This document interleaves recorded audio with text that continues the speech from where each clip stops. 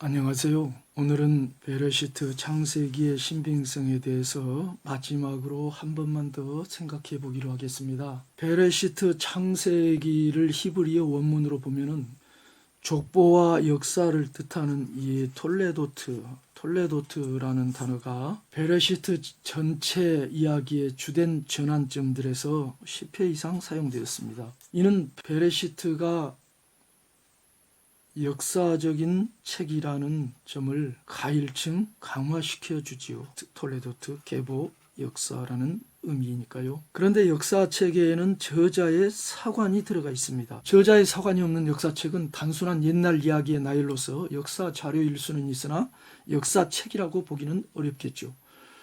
오늘날의 역사책들은 대개 진화론적 사관에 입각해 있습니다. 반면 베레시트를 비롯한 히브리 역사서는 그들의 독특한 신앙에 따라서 신정론적 역사관에 의거해 저술되었습니다. 그러므로 거기에는 이른바 신탁, 신의 말씀들이 여러 차례 들어가 있죠. 그리스와 로마의 역사 서적들에도 그들의 종교에 따른 신탁들이 들어 있습니다. 베레시트는 이스라엘이 신이 다스리는 하나님의 나라라는 관점에서 하나님 신앙과 관련한 이스라엘의 흥망성쇠라는 관점에서 그런 사관에 의해 기록되었습니다. 그래서 어떻게 하면 이스라엘 민족이 흥하고 잘 되는가라는 민족의 삶의 방향을 제시하고자 했습니다. 중국의 역사서들에는 이른바 춘추필법이라는 중국 민족 존숭의 역사관이 내재해 있습니다. 우리나라 대야발의 단기고사에는 발해중흥이라는 역사관이 들어가 있고요.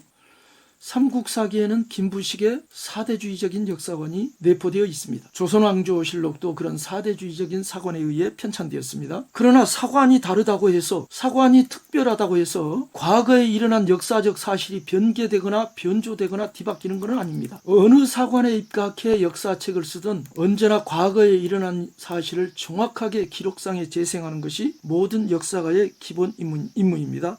물론 우리나라의 사대주의적인 역사 서적들은 중국과의 관계를 고려해서 중국의 신경을 건드리는 그런 구절들을 삭제하는 경우가 많았죠. 그러나 어쨌든 역사서는 정확성이 그 생명입니다. 정확하지 않으면 그건 소설이나 마찬가지죠. 자, 이런 의미에서 히브리인들의 역사서들도 역사적인 정확성을 생명으로 삼고 기술되었습니다. 이스라엘 민족의 여호와 하나님 신앙을 미화하기 위해서 역사적 사실을 왜곡하거나 변조한 게 아니라는 것입니다. 우리가 앞에 동영상에서도 말했듯이 히브리 역사책들을 자세히 읽어보면 등장하는 인물들의 공과 잘잘못, 선악, 성공과 실패, 프라이버시 등등 이런 것이 적나라하게 폭로되고 묘사되어 있습니다. 고고학적인 유물들뿐만 아니라 이런 사실에서도 우리는 히브리 사가들이 얼마나 역사적 사실에 충실하고자 노력하며 정직했는가를 엿볼 수 있습니다. 물론 유태인 역사서 안에도 다른 일반 역사서들과 마찬가지로 연대 문제 등에서는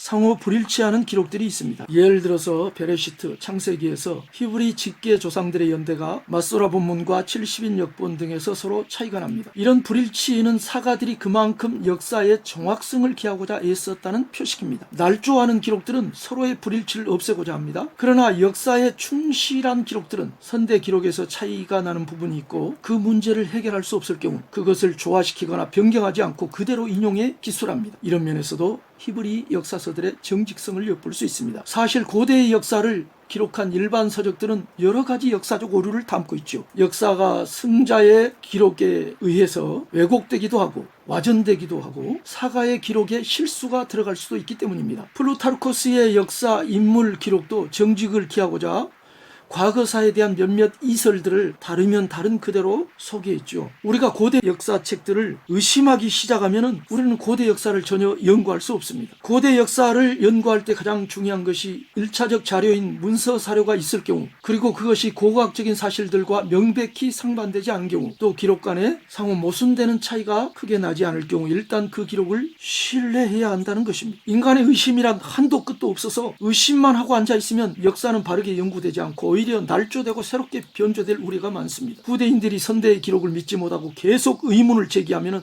결국 후대인들은 온갖 추측에 추측을 가져다 붙이면서 전혀 엉뚱한 역사를 날조해낼 수도 있습니다.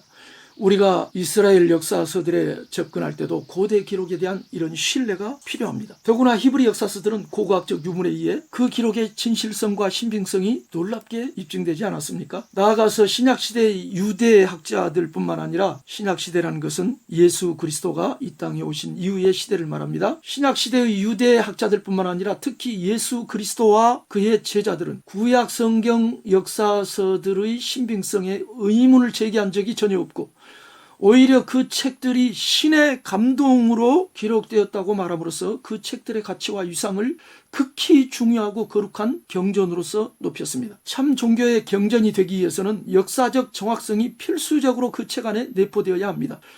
역사적인 사실이 아닌 거짓 신화, 날조된 이야기로 어떤 경전을 만든다는 것은 그 자체가 어불성설이죠. 기독교는 역사적 사실의 정확성을 생명으로 삼고 있는 종교입니다.